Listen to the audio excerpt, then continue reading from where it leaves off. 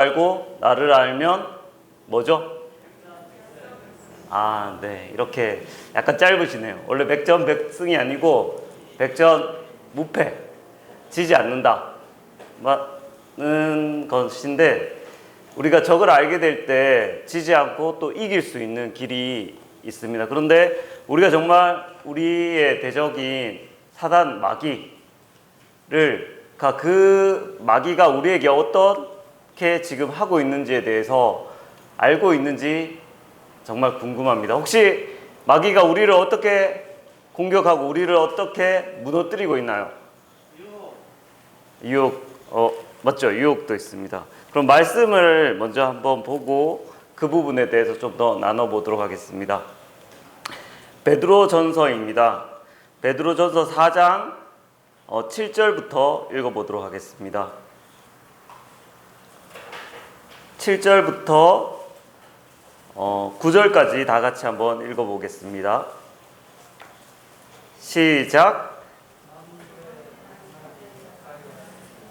제가 잘못 말씀드렸어요. 베드로전서 5장입니다. 5장 7절부터 9절입니다. 5장 7절부터 9절입니다. 네, 시작.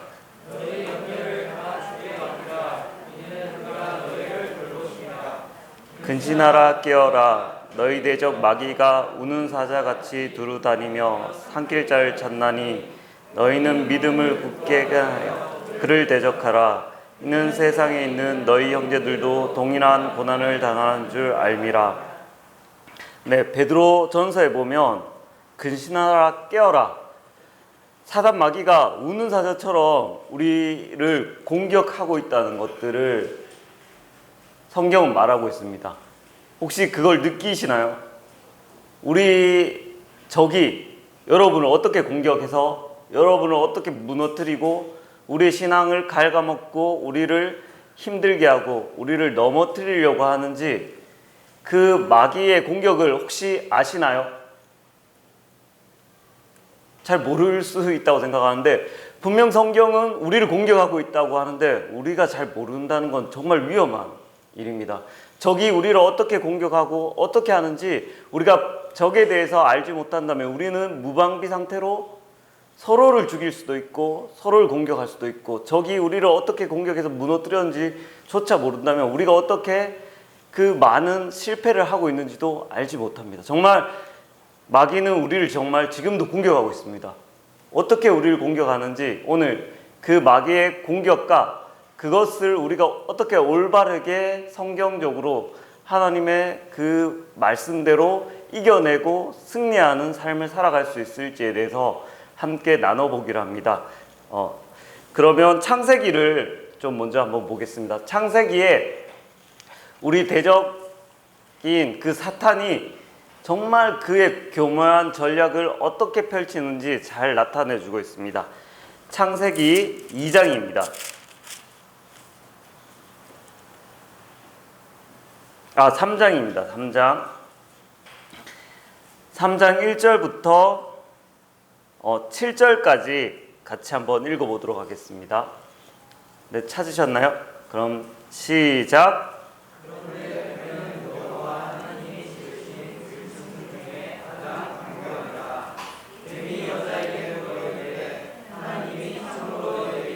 동산나무 먹지 말라 하시더냐.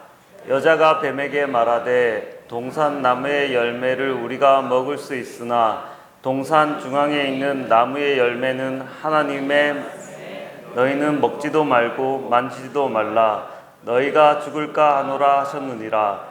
뱀이 여자에게 이르되 너희가 결코 죽지 아니하리라. 너희가 그것을 먹는 날에는 너희 눈이 밝아져 하나님과 같이 되어 선악을 알 줄 하나님이 아심이니라. 여자가 그 나무를 본즉 먹음직도 하고 보암직도 하고 지혜롭게 할 만큼 탐스럽기도 한 나무인지라. 여자가 그 열매를 따먹고 자기와 함께 있는 남편에게도 주매 그도 먹은지라. 이에 그들의 눈이 밝아져 자기들이 벗은 줄을 알고 무화과 나무 잎을 엮어 치마를 삼았더라. 사단은 우리를 공략하는 가장 기본적인 방법이 뭐냐면 우리를 우리에게 의심이라는 씨앗을 던집니다. 사단은 없는 말을 하지 않아요. 사단이 1절에 보면 여자에게 물어 이르되 하나님이 참으로 너희에게 동산 모든 나무의 열매를 먹지 말라 하시더냐. 사단은 하나님의 말씀으로 그 하와를 공격하고 있어요. 그에게 의심을 던져요. 정말 하나님이 그렇게 했냐라고 하나님의 말씀으로 그들을 교묘하게 속이고 의심의 씨앗을 그 마음에 던져서 그 열매를 바라보니까 하와가 정말 사단의 말처럼 먹음직도스럽고 저걸 먹으면 좋은 게 생기지 않을까 하는 하나님의 말씀에 대한 의심을 계속적으로 심게 되어서 결국은 그 하와 아담이 하나님의 말씀이 아닌 그 사단의 속임수에 넘어가서 그것을 진실하게 믿게 되는, 그럼으로써 범죄하게 되는, 그들을 무너뜨리고 하나님과부터 그 신앙을 파괴하고 죽음과 멸망으로 그들을 이끌어가는 사단의 전략을 보여줍니다. 그럼 이 시대의 사단은 어떤 전략으로 우리를 무너뜨리고 있는지 그것을 정말 보기를 원합니다. 성도님들, 제가 궁금한 게 하나 있는데, 이 시대에 사단은 우리를, 예전의 시대에는 제가 생각할 때 사단의 큰 무기 중에 하나가 뭐냐면 핍박과 고난을 통해서 성도들을 압박해서 그의 신앙을 부인하도록 하는 전략을 크게 썼다고 한다면, 정말 이 시대가 변화돼서 뭔가 더 교묘하게 우리를 무너뜨릴 수 있는 그 전략을 사단은 찾고 있다고 생각해요. 그것은 하나님의 말씀을 교묘하게 변형해서 그들에게 하나님이 아닌 다른 것들을 찾게 만드는 방법을 사단은 이제 쓰고 있다고 생각해요. 제가 제 간증을 짧게 한다면, 제가 고등학교 때 2학년 때부터 예수님을 믿고 지금에 되었는데 한 20년 정도 신앙생활을 하면서 예수님을 섬겨오고 하나님을 따르면서 그분을 사랑했어요. 그리고 그분을 따르면서 여러 가지를 하는 가운데 정말 주님을 위해서 살아가려고 노력하면 노력할수록 저의 그런 연약과 실패를 바라보면서 너무나 이런, 어떻게 하면 승리하는 삶을 살 수 있을까? 어떻게 하면 정말 하나님을 더 기쁘시게 하는 삶을 살 수 있을까? 어떻게 하면 나의 삶이 변화될 수 있을까에 대한 고민을 엄청나게 많이 해봤어요. 그러면서 살아가면서 노력을 정말 많이 했는데 지금까지 안 된 거예요. 그리고 한 몇십 년이 지난 후에는 이런 생각이 들더라고요. 뭔가 나에게 부족한 게 무엇인가 라는 사단이 던지는 그 교만 말과 같이 어떤 생각이 들어요. 뭔가 더 필요한 것이 뭘까? 내가 뭔가 부족해서 안 되는 걸까라는 생각을 하게 이르렀어요. 그래서 뭔가가 더 부족한 것 같다는 생각을 해보았는데 최근까지 그런 고민들이 있었어요. 근데 제가 생각하는 것들 중에 하나가 뭐냐면, 우리가 살아가는 신앙생활에 예수 그리스도를 믿는 신앙인들이 무엇이 부족할까요? 그분을 섬기고 따르고 그분을 이기는, 승리하는 삶을 살아가는 우리에게 예수 그리스도 그분이 충분하지 않을까요? 그분만으로 우리는 그분의 은혜와 그분의 은혜의 십자가의 그 사역으로 말미암아 우리는 승리하는 삶을 살 수 없을까요? 제가 그런 고민을 엄청 했는데 제 두 가지 생각이 들더라고요. 한 가지 생각은 뭐냐면, 충분하다. 그렇지, 예수님이면 충분하지. 그분의 능력과 그분의 힘과 그분의 은혜라면 나와 같은 사람도 놀랍게 그 신앙생활을 이기고 살아갈 수 있고 우리의 대적을 물리치고 살아갈 수 있다는 생각이 들었어요. 근데 한 가지 생각이 또 뭐냐면, 현실에서 안 되는 거예요. 이게 뭐지? 뭔가 부족한 생각을 들게 하더라고요. 그래서 이 문제가 뭔지에 대해서 제가 엄청나게 생각을 거듭했는데 결론은 뭐냐면, 사단이 우리를 교묘한 전략으로 속이게 되었기 때문에 저를 속였더라고요, 사단이. 나를 속여서 사단이 하나님의 그 능력이 아닌 다른 것을 찾게 만드는 사단의 전략을 제가 보게 되었고, 그 하나님으로 충분하다는 것들이 무엇이고 제가 무엇을 잘못했는지 오늘 설명하기를 원합니다. 그럼 PPT를 말씀 한 구절을 더 찾아보도록 하겠습니다. 마태복음 11장 28절입니다.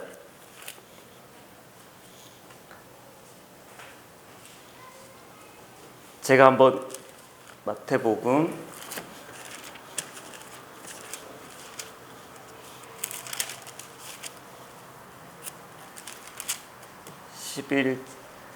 11장 28절부터 30절까지 다 같이 한번 읽어보도록 하겠습니다. 시작!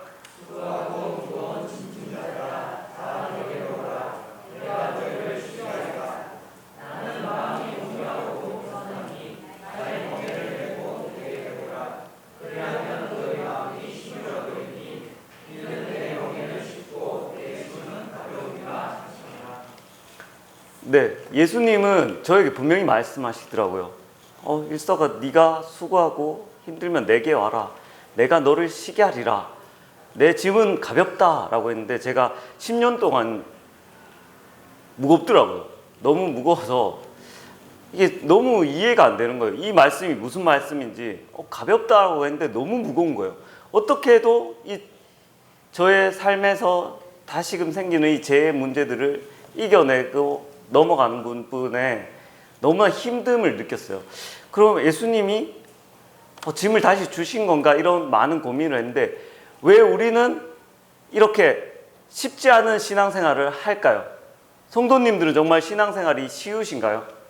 성경이 말하는 대로 그 짐이 가벼우신가요? 지금 삶에 가벼우신 분도 있고 무거우신 분도 있겠지만 저는 상당히 힘들었어요. 근데 정말 사단이 속이기 때문에 그 짐이 무거워졌던 것이고, 사단이 우리에게 속여서 무언가를 더 요구한다는 것들을 이제 발견하였는데, 그 사단의 그 속임수에 대해서 오늘 좀 더 나눠보기로 하겠습니다. 자, 그럼 PPT 첫 번째 걸 봐주시면 제목을 한번 민재 형제님께서 한번 크게 읽어주시겠어요? 은혜 가운데 능력 있는 삶의 열쇠.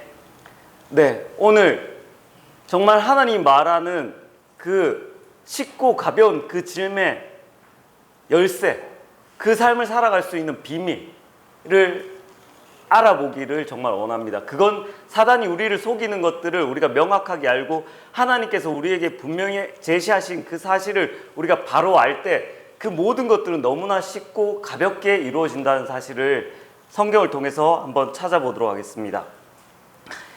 그러면 다음 PPT를 좀 열어주시면, 네 가지에 대해서 오늘 한번 알아보고 그것들을 이야기를 나누기를 원합니다. 그러면 이제 다음 PPT 한번 열어주시겠어요?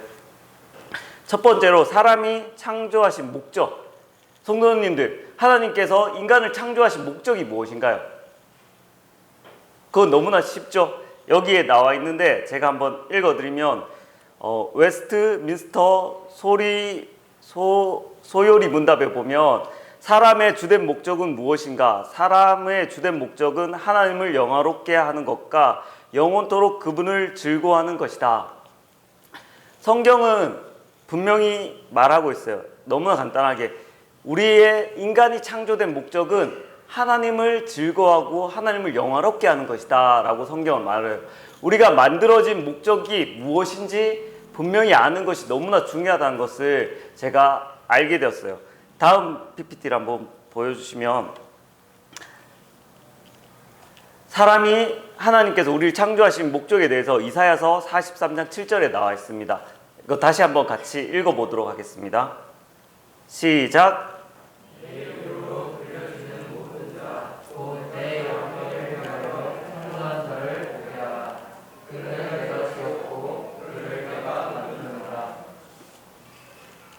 자, 하나님께서는 성경의 이사야서에 분명히 하나님의 영광을 위하여 인간을 창조하였고 만들었다고 합니다.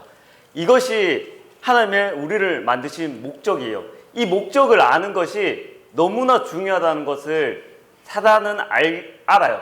그래서 사단이 아담과 하와를 속인 것처럼 우리에게 무엇을 하냐면 우리가 만들어진 목적에 대해서 의심을 하게 하고 잊게 만들고 속이게 돼요. 그래서 사단은 우리가 만들어진 인간이 창조된 목적을 우리로부터 빼앗아가는 일들을 하는 것이 사단의 가장 큰 전략 중에 하나라고 보시면 됩니다. 사단은 어떻게 그런 일들을 하는지 한번 좀 더 설명을 해보겠습니다.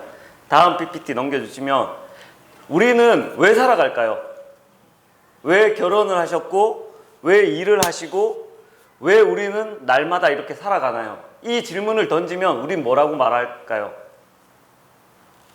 제가 몇 분한테 제가 요 말씀 전하기 전에 준비를 하면서 물어봤는데 이렇게 쉽게 답하지 못하는 분도 있고 뭐 결혼할 사람이 없어서 그 사람이랑 결혼했다라는 사람도 있고 뭐 살아야 돼 먹고 살려니까 일한다라는 사람도 있고 뭐 하나님의 영광을 위해서 산다고 말하시는 분도 있었어요.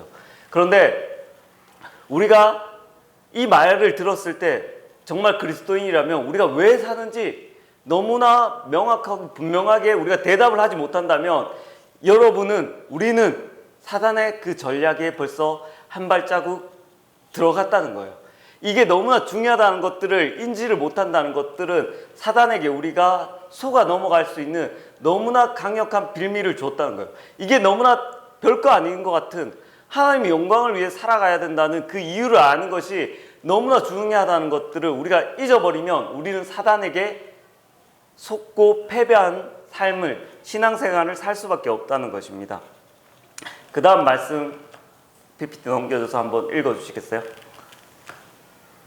그런즉 너희가 먹든지 마시든지 무엇을 하든지 다 하나님의 영광을 위하여 하라. 네, 고린도전서에 보면 성경은 더 분명하게 합니다. 우리가 먹든지 마시든지 무엇을 하든지 하나님의 영광을 위하여 하라. 우리는 왜 살아갈까요? 왜 살아가죠? 하나님의 영광을 위해서, 그분을 위해서 살아갑니다. 성도님들이 그렇게 살기 싫든 저기 구도자들이 그렇게 살고 싶지 않든 인간이 창조된 목적, 만들어진 목적은 무엇인가요? 하나님의 영광을 위한 것입니다. 이 마이크는 자기가 싫든 좋든 이 마이크는 이 목소리를 잘 전달하기 위해서 만들어진 거예요. 그리고 연필은 글씨를 쓰기 위해 만들어졌고요. 안경은 앞을 잘 볼 수 있는 것을 위해 만들어졌어요. 근데 안경이 앞을 못 보게 만든다면 그 안경은 버려졌고 쓸모가 없는 안경입니다. 근데 우리는 하나님의 영광을 위해 만들어진 사람들이 하나님을 위해 살지 않고 그분의 영광을 위해 살지 않는다면 우리의 삶의 목적과 벗어난 삶이에요. 그것을 우리가 잊고 무엇을 왜 아무리 고민해도 그 답은 나올 수 없어요. 단추에 제가 지난주에 그 장례식장에 갔는데 이 넥타이에 그 단추를 이렇게 이상하게 꽂았더라고요. 제가 몰랐어요. 김예성 어치님이 한번 저를 도와줘서 그걸 바로 꽂아 주시려다가 실패하고 그대로 있었는데 제가 화장실에 가보니까 이렇게 삐뚤게 매져 있더라고요. 그래서 참 부끄러운데 이 첫 단추를 만약에 잘못 끼운다면 두 번째, 세 번째, 네 번째 그 모든 단추들이 어떻게 될까요? 잘못 끼워질 수밖에 없어요. 아무리 그 세 번째, 네 번째 단추를 올바르게 펴서 풀려고 한다 하더라도 첫 번째 단추가 잘못 끼워져 있다면 그걸 바로 끼울 수가 없어요. 우리 인생의 모든 문제의 시작점이 어디서 시작되었고 어디를 가야 될지 그 시작점을 정확하게 인식하지 못하는 사람은 그 인생의 모든 문제에 대한 해답을 제대로 풀 수가 없어요. 우리의 인생의 시작점, 시작의 그 근본을 우리가 바로 인식할 때 우리의 모든 삶의 문제들을 올바르게 해결할 수 있고 풀 수 있는데 사단은 우리의 그 시작의 그 문제를 속이고 가리고 없애버림으로써 우리를 속일 수 있게 돼요. 그 문제를 정확하게 인식한 순간 성도님들은 속지 않지만 그 첫 번째 단추를 잘못 잊어버리고 속여버리면 우리는 모든 삶이 꼬여버려요. 자, 다음 PPT 좀 부탁드리겠습니다. 그래서 사단은 우리에게 속이는 전략을 펴게 돼요. 그건 뭐냐면 우리의 창조의 목적을 잊고 만들고 우리에게 하나님이 뭐라고 해야 되나요? 삶의 목적이 우리의 인생의 창조의 목적이 하나님의 영광을 위한 것인데 그 목적이 아닌 수단들이 있을 수 있잖아요. 그 하나님의 영광을 위해서 살아가기 위해서 필요한 것들이 있을 수 있잖아요. 방법과 길과 여러 가지가 있는데 그 수단, 하나님의 영광을 돌리기 위한 그 목적의 수단과 목적이 바뀌는 순간 인생이 어려워진다는 생각을 해봐요. 그 수단을 목적으로 사단이 만들어 버려요. 혹시 제가 한 2가지 정도 이 예화를 들고 싶은데 혹시 구원파가 왜 생겼다고 생각하나요? 저는 구원파의 그분들이 어떤 나쁘게 우리가 그분들을 비난하기보다 그분들은 사단에게 어떤 부분에 속았기 때문에 잘못된 어려움을 겪었다고 생각해요. 우리도 그 사람들과 동일하게 그런 잘못을 할 수 있는 사람들이에요. 우리가 비난할 것이 아니고 그분들이 어떤 문제들 때문에 사단에게 속고 힘들어 했는지를 우리가 좀 더 명확하게 알고 교훈을 삼는다면 그리고 그분들을 위해 기도해주고 올바른 신앙으로 갈 수 있게 서로 한다면 더 유익이 될 수 있는데 우리가 그 사람들을 비난만 하고 저 사람들이 이상한 사람이야 라고 한다면 사단의 그 전략을 고스란히 우리도 당할 수밖에 없다는 거예요. 구원파분들이 왜 잘못된 교리로 빠졌을까요? 그것을 제가 생각할 때 그분들이 수단을 목적으로 알아버렸던 거예요. 예수 그리스도는 무엇일까요?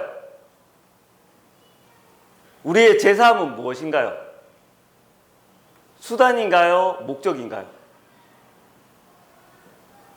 이게 조금 헷갈린 질문인데 예수 그리스도의 그 십자가의 제사함이라는 것은 우리가 하나님께로 나아가고 하나님께 영광을 돌릴 수 있는 그 길에 있는 죄의 문제를 해결해 주는 수단이에요. 다음 PPT 좀 넘겨주시겠어요?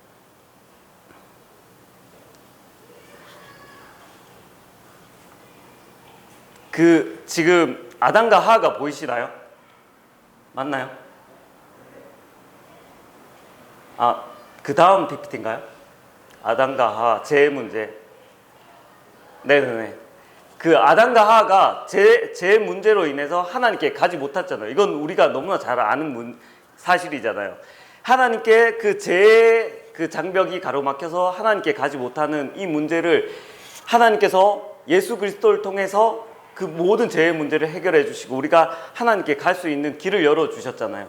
근데 그 제사함이 목적이 아니라는 거예요. 제사함은 수단이라는 거예요. 예수 그리스도는 우리의 길이시고 하나님께 가는 수단이에요. 그분이 목적이 아니라는 거예요. 우리는 죄 때문에 하나님께 갈 수도 없고 하나님께 영광을 돌릴 수도 없던 죄인이었어요. 그 죄의 문제를 우리가 해결할 수 없는 그 죄의 문제를 예수 그리스도를 통해서 해결해 주심으로 우리가 하나님께 나아갈 수 있는 그 길을 열어주셨어요. 근데 제가 생각할 때 구원파에서 잠깐의 오류가 있었다는 것은 제가 생각할 때 이 구원에 대해서 이것을 목적으로 생각해버리니까 사람이 목적으로 알게 되면 제가 시험을 100점 맞는 게 목적이에요. 근데 어느 날 제가 시험을 쳐서 100점을 맞아버렸어요. 그럼 저는 어떻게 될까요? 더 이상 나아갈 방향과 아무것도 없게 되는 거예요. 그렇지만 우리가 하나님 그 목적을 바로 알게 될 때 나아갈 길이 있어요. 근데 그래서 성경에 로마서에 보면 그 사도 바울이 결코 정죄함이 없다라고 이런 말씀을 할 때 어떤 사람들은 그런 생각을 해요. 그러면 우리가 죄를 지으리요? 그 사람들은 무슨 말을 하는 건가요? 죄를 지으려라는 말이 왜 나올까요? 죄를 다 해결해 주셨으니까 이제 내 마음대로 죄를 지어도 돼. 그 사람의 마음에는 뭐냐면 죄 문제가 목적인 거예요. 그걸 해결하면 끝인 거예요. 그렇지만 하나님은 그 죄의 문제를 왜 해결해 주실까요? 우리에게 하나님께 나아가고 그분의 영광을 위한 삶에 살기 위해서 우리 죄 문제를 해결해 주시는 거예요. 그 목적을 우리는 잊어버리는 순간 그 수단이 모든 것이 되고 끝나버리는 오류에 범하게 돼요. 그래서 우리가 목적을 잃지 않아야 돼요. 다음 PPT 좀 넘겨주시겠어요? 예수 그리스도는 십자가 구약의 그 율법은 우리를 하나님께로 인도해 주는 수단으로서 주셨는데 우리는 그 율법으로는 아무도 하나님께 도달할 수 없기 때문에 예수 그리스도라는 다른 길을 하나님께서 신약에 주셨고 그 길을 통해서 우리는 하나님께 나아가서 언제나 하나님께 영광을 돌려드릴 수 있게 되었습니다. 다음 PPT 좀 부탁드릴게요. 그런데 이제 하나님의 그 목적을 이루는데 그 오류가 생기게 되었어요. 그건 뭐냐면 그 수단을 목적으로 알아버리면 하나님께 그 영광을 돌리지 않는 제사함이 모든 문제의 끝이 되어버리면 우리는 더 이상 할 게 없어져 버리게 돼요.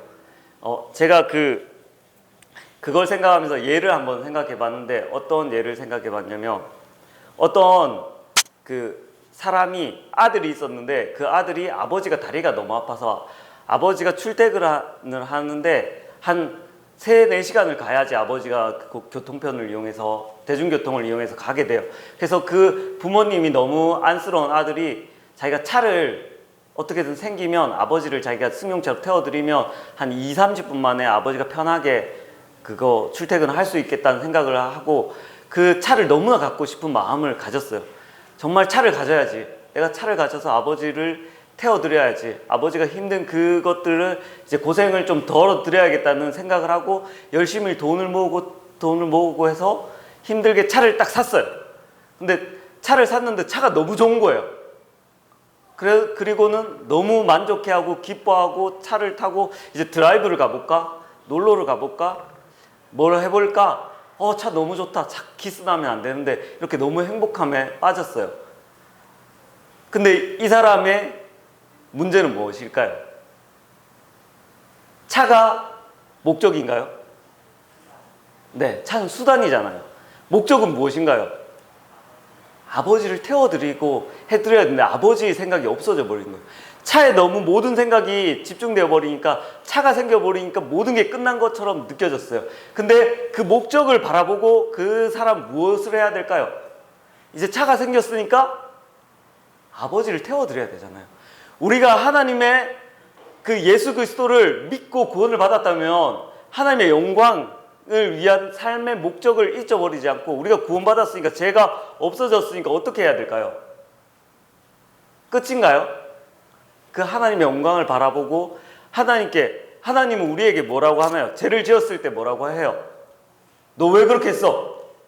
너 잘못했네. 혼나야지 라고 하잖아요. 내가 너의 그 모든 죄의 연약을 감당해 줄게. 괜찮아. 너 잘 못하지? 하나님을 위해서 다시 살아봐 라고 예수님이 말해요. 너 부족해? 예수님 저 부족해서 못할 것 같습니다. 아니 괜찮아. 내가 너를 위해 죽었다니까? 괜찮다니까? 아니 저는 능력이 없습니다. 아니 내가 너의 능력이라고 그냥 해. 결과는 상관없어. 해봐. 아닙니다 예수님 저는 이 이유도 있고 저 이유도 있습니다. 아니 문제 없다고. 내가 너의 모든 문제야 모든 죄를 해결해 줄 테니까 걱정 말고 너는 하나님 영광을 위해서 살아. 뒤는 내가 책임질게 라고 하나님께서는 우리에게 그 길을 열어주셨어요. 우리가 이제 더 이상 우리가 문제될 게 뭐가 있나요? 하나님의 그 영광을 위해 살아가는 삶에 문제가 뭐가 있을까요? 없는데 다음을 한번 열어주시면 이 수단이 목적이 되어버리는 순간 그 청년이 차를 사는 게 목적이 만약에 되어버렸잖아요. 그럼 차를 샀으면 그 다음에 뭐를 할까요? 이 청년이 차가 갑자기 목적이 되어버렸어요. 그러면 그 청년은 뭐를 할까요? 뭘 해야 될지 몰라져 버려요. 차를 샀으니까 끝나버려요. 그 사단이 우리에게 하는 전략이 뭐냐면 이 목적을 잊어버리게 해요. 그래서 우리에게 그런 믿음을 심어줘요. 복음으로만 예수 그리스도로만 다 되지 않을 거야. 뭔가 부족해. 뭔가 더 필요해. 우리의 삶의 모습을 변화시키려면 무언가 더 다른 게 필요할 거라는 믿음을 의심의 씨앗을 던져요. 우리는 뭐가 더 필요할까요? 성도님들 그런 생각을 해보지 않았나요? 예수 그리스도만으로 충분히 살아가실 수 있나요? 그런 의심해 보신 적 없나요? 나에게 뭐가 부족한지? 나에게 있는 그 믿음에 그걸로 부족한 게 더 있다는 의심해 보신 적 없어요? 저는 많은 의심을 해봤어요. 뭔가 더 부족하고 뭔가 더 있어야 될 것 같고 뭔가 채우지 못하는 그 갈증을 저에게 사단이 심어줬어요. 그래서 제가 생각이 들었어요. 아, 이대로는 안 되겠구나. 뭔가를 구원받은 이후에 내 힘과 내 능력이 더 필요하다.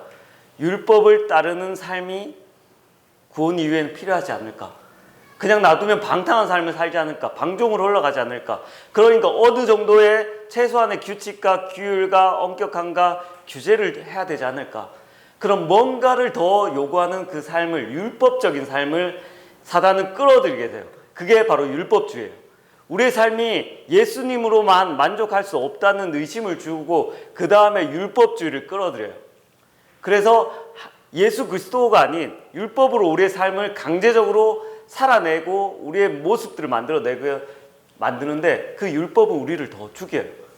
그래서 사단이 뭐냐면 그 의심을 통해서 율법으로 우리의 행위를 만들어내려 하고 율법주의를 만들어서 힘들게 한 다음에 그 다음에 뭐냐면 율법으로 안 된다는 사람들은 어떻게 되냐면 율법으로 하다 또 안 되면 어떻게 사단은 되냐면 안 되는구나.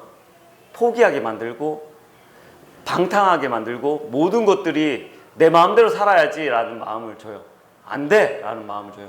그 마음은 뭐냐면 목적만 바로 본다면 우리는 하나님께 항상 영광을 돌릴 수 있어요. 우리를 하나님께 영광을 돌리는 문제를 막는 게 뭘까요? 한 가지 적이 있죠. 그건 죄입니다. 그 죄의 짐을 예수님이 다 해결해 주셨기 때문에 우리가 하나님께 영광을 돌리는 그 삶을 막을 수 있는 아무것도 없어요. 근데 우리가 먹든지 마시든지 무엇을 하든지 하나님의 영광을 위해 살아갈 수가 있어요. 저는 정말 성도님들이 한번 생각해 봤으면 하는 부분이 정말 우리가 예수 그리스도만으로 이런 신앙을 살 수 없을까? 어떤 세상의 학문과 규칙과 심리학이나 여러 가지 시스템이나 그리고 율법을 도입해야지 우리가 신앙생활을 살 수 있을까? 저는 그거를 우리가 한번 따져봐야 된다고 생각합니다. 그리고 우리가 그 목적을 잊어버렸기 때문에 우리가 수단만으로 만족하고 방탕하지 않을까. 정말 하나님의 그 목적, 동기를 본다면 하나님은 우리에게 너무나 좋은 그걸 주셨어요. 어떤 것도 막을 수 없는, 내가 100번 연약해도 예수님은 괜찮다고 하실 거예요. 그럼 0.1이라도 해봐라. 0.0001이라도 해봐도 괜찮다고. 난 너에게 100을 요구하지 않는다고. 네가 0.00000001이라도 그러면 할 수 있으면 해봐. 난 그걸로 괜찮아. 그럼 실패하면 다시금 나에게 나와. 그럼 너는 하나님께 나와보고 다시금 하나님의 영광을 위해서 살 수 있을 거라고. 근데 사단은 나를 바라보게 하고 안 될 거라고, 예수님만으로는 부족할 거라고 말할 거예요. 그렇지만 우리는 정말 그 목적을 바라보고 하나님의 영광을 위해서 예수님만으로 우리가 살아가야 된다는 것을 잊지 말았으면 합니다. 그리고 우리는 사단의 그 속임수에 빠져서 다시금 멍에를 메고 수고하고 짐진 그 어려운 삶을 살아가기를 거부하시기를 간절히 바라요. 그리고 예수님만으로 기뻐하고, 그리고 정말 방탕한 삶이 아니라 목적을 보면 무조건 방탕할 수가 없어요. 여러분이 어떤 목적을 매일매일 생각하고 그 목적에 대해서 꿈을 꾸고 생각하고 기뻐하고 그 목적이 얼마나 중요한가를 생각하게 된다면 내 힘과 능력이 없더라도 0.1은 움직일 수 있어요. 근데 우리가 못 움직이는 건 뭐냐면 우리의 연약함과 죄 때문인데, 예수님이 우리의 모든 연약함과 죄와 눈물과 그 모든 것들을 해주겠다고 약속하셨어요. 예수님이 우리의 능력입니다. 우리의 힘과 능력을 의지하지 말고 정말 예수님을 의지해서 우리가 이 신앙생활을 살아갈 때 우리는 정말 승리한 삶을 살 수 있습니다. 사단이 다른 율법이나 심리학이나 어떤 세상적인 그런 것들을 가지고 살아봐 다시금 한다 할지라도 거기에 굴복하지 마시고 우리의 그 믿음의 주요 온전케 하시는 예수 그리스도로 우리가 승리하고 하나님이 우리에게 주신 목적을 절대 잊어버리지 마시길 바랍니다. 우리는 왜 살아갈까요? 하나님의 영광을 위해서 살아갑니다. 먹든지 마시든지 공부를 하든지 회사를 가든지 그것을 우리 마음에 절대로 잊지 마시는 성도님들이 되시길 바라고, 오늘 하루 정말 하나님 영광을 위해서 교회 생활을 하시고 살아가시고 사람들을 만나시고, 내가 연약한 일이 있다면 그것을 예수 그리스도를 통해서 다시금 하나님께 나아가시고 영광을 돌리시기를 간절히 바랍니다. 네, 이상입니다.